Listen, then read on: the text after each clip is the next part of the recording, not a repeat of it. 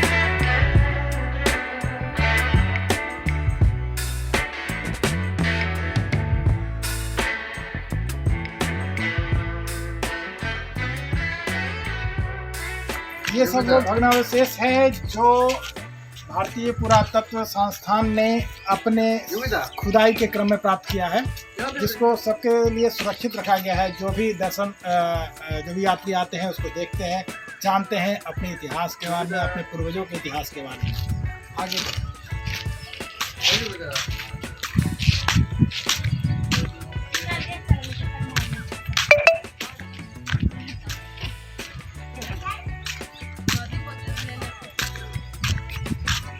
भारतीय पुरातत्व संस्थान के द्वारा इस जगह को बहुत ही संरक्षित कर दिया गया है। कोई भी बाहरी तत्व किसी तरीके का अतिक्रमण नहीं कर सकता है। चारों तरफ सुरक्षा की दीवारें खड़ी हैं और यहाँ आने के लिए बाकायदा टिकट लगा हुआ है। बिना टिकट आप अंदर आ नहीं सकते हैं। बहुत सारी चीज़ें जो इंसान को गलत व्यवहार करने से रोकती हैं, उस पर लगाम लगाया गया है ताकि यह जो स्थल है बेहतर रहे, सुरक्षित रहे, स्वच्छ रहे, ताकि जो पर्यटक हैं वो आ पाएँ और आनंद उठा पाएँ अपने इतिहास का। आइए, सामने जो देख रहे हैं वो मुख्य परिसर है, जहाँ पर कभी लाइब्रेरी हुआ करता था। बहुत सारे शिक्षा जो पांडुलिपियाँ हुआ करती थी, जो शिक्षा से जुड़ी हुई थी, जिसे विदेशी कहिए कि मुस्लिम आतंकवादियों ने आतंकवादी शब्द इसलिए कह रहे हैं कि अभी के संदर्भ में आतंकवादी कहा जा रहा है। पूर्व में मुस्लिम आक्रमणकारियों ने इसे जलाकर राख कर दिया। हमारी जो संस्कृति थी, हमारी जो शिक्षा थी, वो धरोहर को नष्ट करने का प्रयास किया। फिर भी हम अपनी शिक्षा और संस्कृति को पकड़े हुए हैं और उसमें आगे बढ़ रहे हैं। कोशिश ये कर रहे हैं कि हमारा जो इतिहास रहा है उसे संरक्षित किया जा सके और हम अपने आने वाले पूर्वजों को आने वाले जो वंशज हैं उन्हें दे पाए जो भी हमारे पूर्वजों से मिला है। आइए, सामने वो जो भग्नावशेष है उसको आप देख सकते हैं। जाइए, हमारे कैमरामैन से रिक्वेस्ट करेंगे कि वो सामने जाए और दिखाए।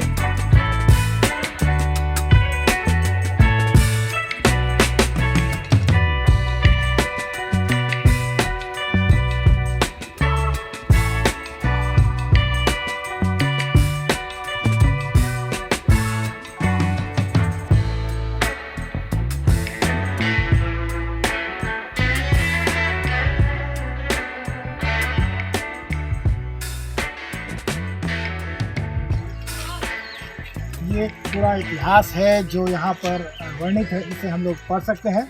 यह विहार भिक्षुओं के निवास हेतु निर्मित एक विशाल वर्गाकार संरचना है जिसकी प्रत्येक भुजा 330 मीटर है। इसके केंद्र में ईंटों से निर्मित एक स्तूप अवस्थित है जिसका आधार एक क्रॉस के समान है। उत्तरी भुजा के मध्य में भव्य प्रवेश द्वार है जिसका मंडप ऊंचे एकाश्म स्तंभों पर आच्छादित था। द्वार मंडप के दोनों पार्श्व में 4 कक्ष बने हैं। मुख्य द्वार से लगभग 70 मीटर पूर्व में एक गुप्त द्वार तथा विहार की दक्षिणी भुजा पर एक संकरा मार्ग होने के भी स्पष्ट प्रमाण प्राप्त हुए हैं। कुल 208 कक्षों वाले इस महाविहार की चारों भुजाओं पर लगभग 4000 वर्ग मीटर वाले 52 कक्ष पंक्तिबद्ध हैं जो एक बरामदे से जुड़े हुए हैं। बरामदों के मध्य में प्रांगण में उतरने के लिए सीढ़ियां बनी हैं। बाहें भित्ति चारों कोनों पर दुर्ग का आभास देती गोलाकार बुर्जी से युक्त है जिनके बीच आकार में कुछ छोटी गोलाकार तथा आयताकार बुर्जियां नियमित अंतराल पर क्रमागत रूप से बनी हैं। इस प्रकार प्रत्येक भुजा पर 4 गोलाकार तथा 4 आयताकार कुल 8 बुर्जियां हैं। उत्तरी भुजा के अतिरिक्त शेष तीनों भुजाओं के मध्य में बाहर की ओर प्रक्षेपित अपेक्षाकृत बड़ी आयताकार से युक्त है। कुछ कमरों के नीचे ईंटों के मेहराब वाले भूमिगत कक्ष भी हैं जो संभवतः भिक्षुओं के लिए एकांत हेतु बने थे। केंद्र में स्थित स्तूप तथा मुख्य प्रवेश द्वार पर की सीध में उत्तर की ओर थोड़ा आगे बढ़ने पर एक लघु द्वार भी है।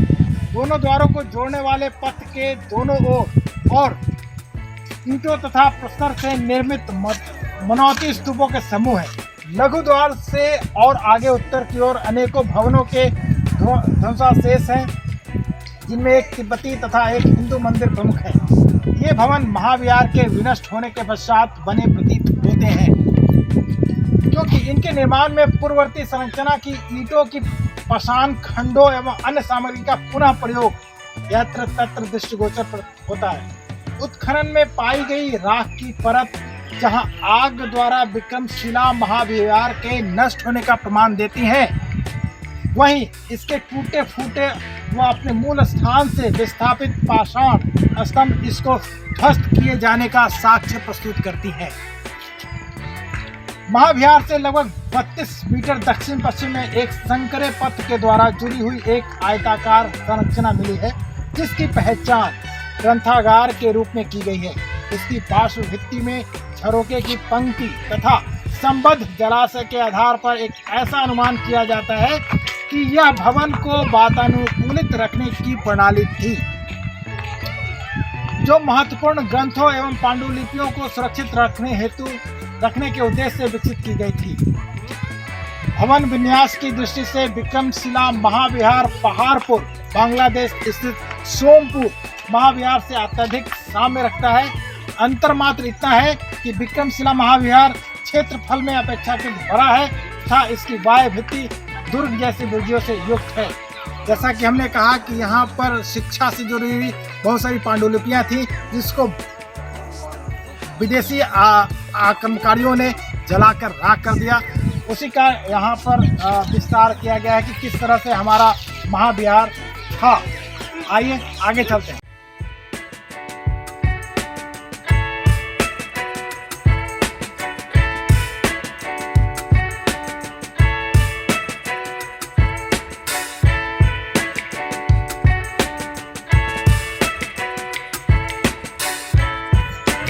दोस्तों हम हैं विक्रमशिला विश्वविद्यालय में। विक्रमशिला विश्वविद्यालय का निर्माण राजा धर्मपाल ने कराया था।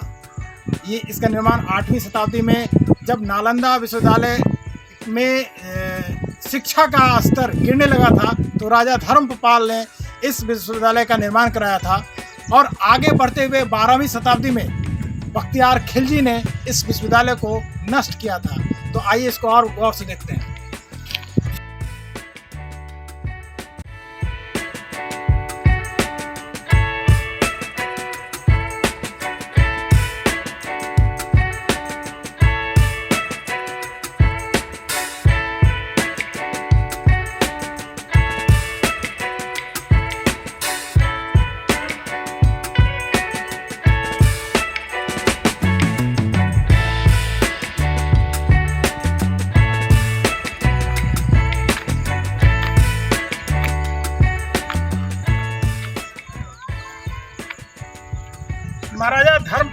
द्वारा निर्माण कराए गए इस विश्वविद्यालय में शिक्षा का स्तर नालंदा विश्वविद्यालय से बेहतर था।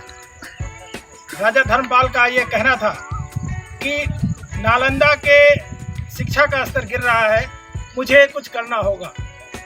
उसी के तहत इस विश्वविद्यालय का निर्माण कराया गया, जो बाद में विक्रमशिला विश्वविद्यालय के नाम से फेमस हुआ।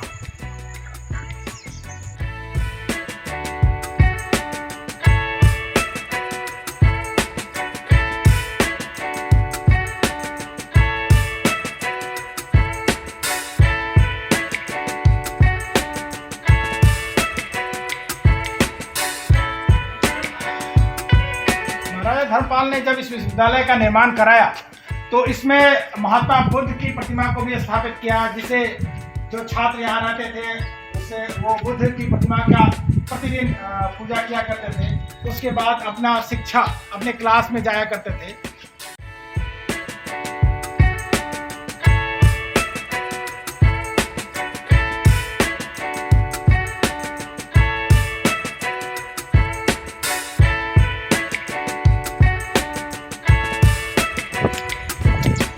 अभी तक विक्रमशिला विश्वविद्यालय मात्र 119 एकड़ में फैला हुआ दिखाया जाता है। वस्तुतः ये कहा जा रहा है कि अभी इसकी खुदाई मात्र 30 से 35% ही हुई है, बाकी 60 से 65% खुदाई होनी बाकी है।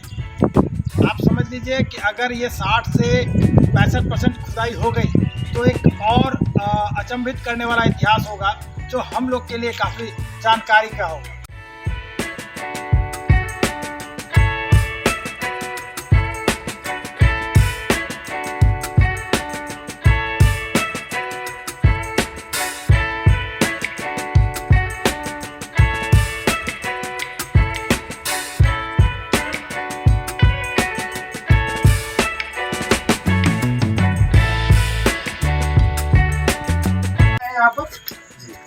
कहाँ से आए हैं आप? आज तो देखना 10 साल बाद।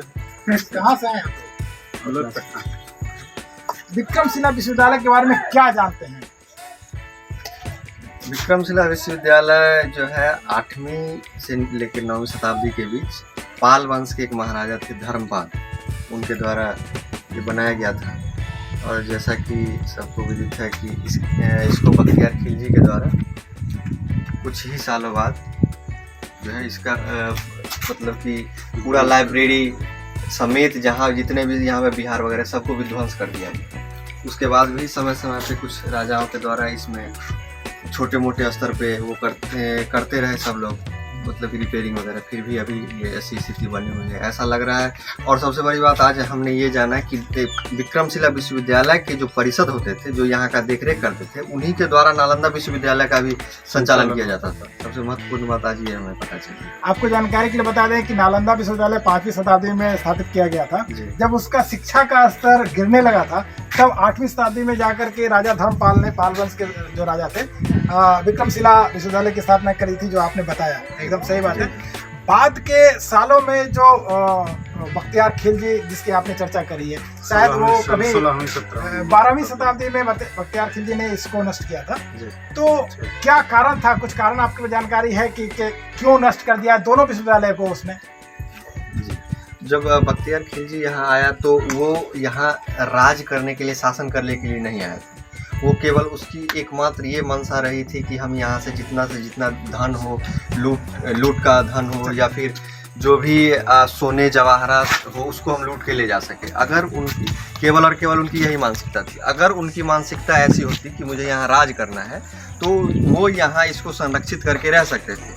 तो उन्होंने ये देखा कि ये इलाका बहुत समृद्ध है, तो वो यहाँ के सामानों को तो उन्होंने लूटा ही, साथ ही सोचा कि यहाँ की क्यों न संस्कृति को बर्बाद करने के लिए यहाँ की शिक्षा स्तर को ही पूरी हम बर्बाद कर दें, ताकि आने वाली पीढ़ी जो है पढ़ लिख के उतनी वो ऊपर उठ ही ना सके कि हमको अगर रिटर्न कभी हमला वगैरह करने के लिए मेरे पे सोचे। तो उनकी असली मंशा ये थी। लेकिन इतिहास में कहा जाता है कि बख्तियार खिलजी को कोई बीमारी हो गई थी, उस इलाज के चक्कर में ये भी कहा गया था कि उनका इलाज मात्र शिवभद्र जो नालंदा विश्वविद्यालय में आचार्य थे वही कर सकते थे, जो कि उन्होंने करने से मना कर दिया। क्या ऐसा इतिहास? नहीं, क्या उन्होंने मना नहीं किया था। जब इनका कोई भी वैद्य जो है वो उनके रोग का इलाज करने में सक्षम नहीं हुआ, तब उनको बुलाया गया। लेकिन वो चाहते थे कि हम अगर कोई बाहर का या फिर हमारे धर्म से अलग जो है कोई व्यक्ति हमारा इलाज करेगा तो ये हमारी लिए तौहीन होगी। इसका मतलब कि हमारे जो वैद्य हैं वो उनसे कमतर हैं। तो इसलिए जब आचार्य शीलभद्र को बुलाया गया तो उन्होंने कहा कि हम कोई भी दवा उनकी दी हुई कोई भी चीज़ ग्रहण नहीं करेंगे। तब आचार्य शीलभद्र ने क्या किया कि एक कुरान उनको भेंट की और कुछ निश्चित पेज बताया कि इस पेज से लेकर इस पेज तक आपको डेली रोज़ाना इसको पढ़ना है, बस और कुछ नहीं। तो वो डेली इसको पढ़ते थे और पढ़ते पढ़ते वो ठीक हो गए। पढ़ते पढ़ते कैसे ठीक हो गए उनको समझ में नहीं आया। तो उन्होंने जब ये जानने की कोशिश की तो आचार्य द्वारा उन्हें बताया गया कि उन्होंने उनके उस पेज पे जितने पेज उन्होंने पढ़ने के लिए कहा था उस पेज पे दवा का एक अदृश्य लेप लगा दिया था जो कि दिखे नहीं। तो आदमी कोई भी व्यक्ति क्या होता है जब वो पेज कोई या पन्ना पलटता है तो थूक लगाता है या फिर ऐसे करके पुरानी परंपरा जो उसमें ऐसे पलटता है, कागज को पलटते थे। वो जब पलटते हुए जितना बार इसे ऐसे वो जीभ में लगाते थे तो वो दवा अपने आप जो है उनके जिह्वा के माध्यम से उनके शरीर में प्रवेश कर जाती है। तो उस तरीके से वो अपने आप तो उस दवा से जब वो ठीक हो गए तब वो बात बहुत सुन्नत हुई। कोई व्यक्ति ऐसा कोई दवा बना सकता है कि जो दिखे नहीं और इसका मतलब कि उनकी जो वैद्य प्रणाली है उनकी बहुत ज़्यादा आगे है। तो इसलिए सुन्नत के रूप में इसमें प्रैक्टिस लाइब्रेरी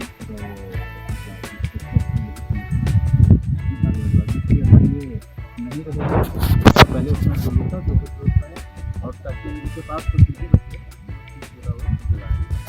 ताकि लाइब्रेरी लाइब्रेरी जाएगी तो आगे इनकी पीढ़ी तक नहीं पहुंचेगी और जो हम ले जा रहे हैं हमारी पीढ़ी तक वो हमारे पास रहेगी, हमारे पास ही सुरक्षित रहेगी। ये तो नालंदा विश्वविद्यालय की बात है। विक्रमशिला विश्वविद्यालय तक वो आग कैसे पहुँची?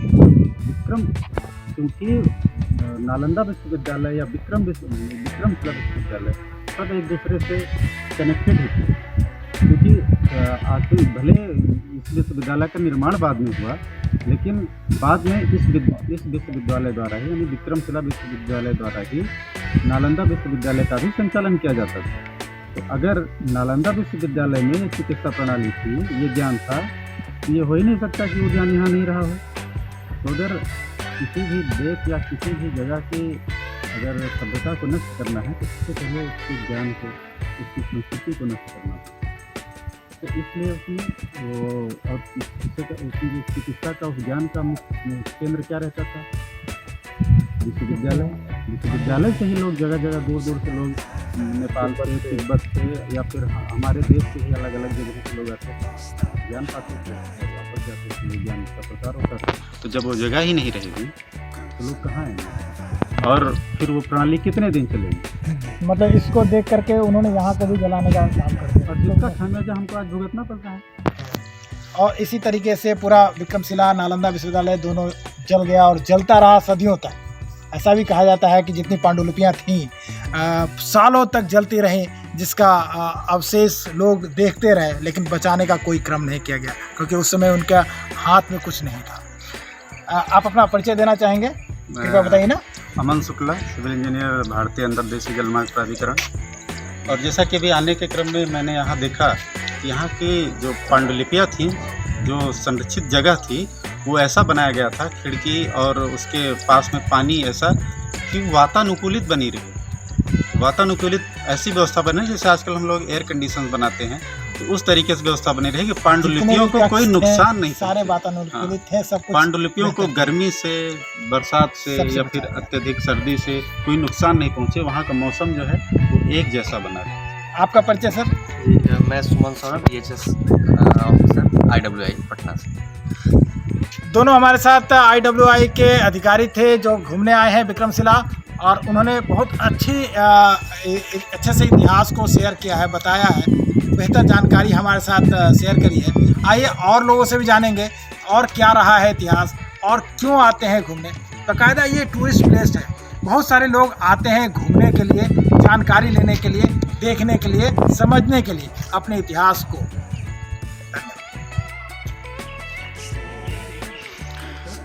जो भी दर्शक आते हैं, जो भी यात्री आते हैं, वो खास करके यहाँ की जो शैली है, जो बनाई गई जिस शैली से है, उसको देखने का प्रयास करते हैं और जानने का प्रयास करते हैं कि किस शैली से बना हुआ है और कितना पुराना ईंटों का इस्तेमाल किया गया है, किस साइंस पद्धति से इस्तेमाल किया गया है कि आज भी ये अपने आप में अजर और अमर है, लोगों को बता रही हैं अपना इतिहास और संस्कृति।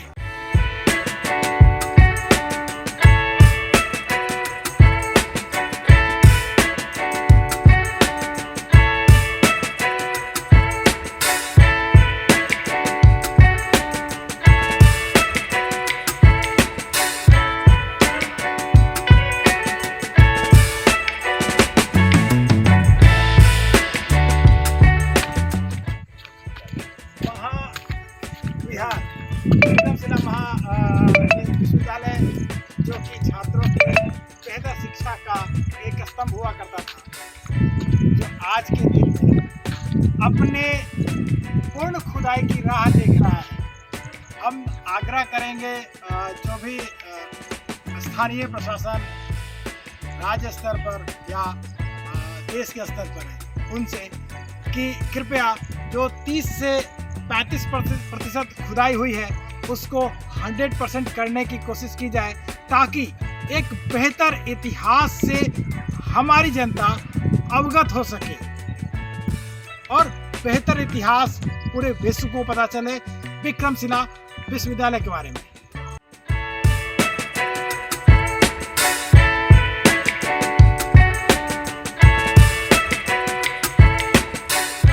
एक बेहतर इतिहास है, इसको संजोने की आवश्यकता है। हम विक्रमशिला विश्वविद्यालय, नालंदा विश्वविद्यालय और भी ऐसी बहुत सारी चीज़ें हैं जो बिहार में हैं, जिसको हम आपको उसके बारे में बताएंगे और दिखाएंगे कि किस तरीके का इतिहास रहा है, किस तरह की ज़मीनी पृष्ठभूमि रही है, ताकि आप भी जानें और बेहतर जानकारी प्राप्त कर सकें। हमारे इन्फो काउंटर चैनल पर इस तरह के ज्ञान बेहतर रूप से आपको मिल पाएंगे। हमारे साथ जुड़े रहें। इसके लिए हमारे चैनल को लाइक करें, सब्सक्राइब करें और बेल आइकन भी दबाएं। धन्यवाद।